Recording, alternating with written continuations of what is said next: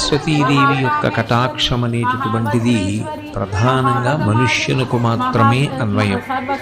ఇతర ప్రాణులు వీటికి అన్వయం కాదు.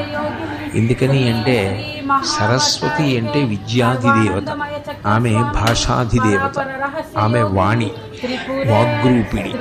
అందుకే ఇవేవీ కూడా ఇతర ప్రాణులకు సంబంధించినటువంటి విభూతులు కావు.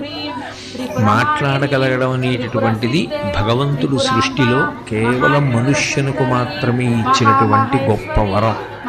స్వరపేటిక ఒక్క మనుష్యులకు మాత్రమే ఇవ్వబడింది. అందుకే ఒక్క మనిషి మాట్లాడగలడు తప్ప ఏ ఇతర ప్రాణి కూడా మాట్లాడగలిగినటువంటి అదృష్టాన్ని పొంది ఉండదు. కేవలం మాట చేత తరించగలడు. రెండు, శాస్త్రాన్ని గురువుని, ఈ రెండిటిని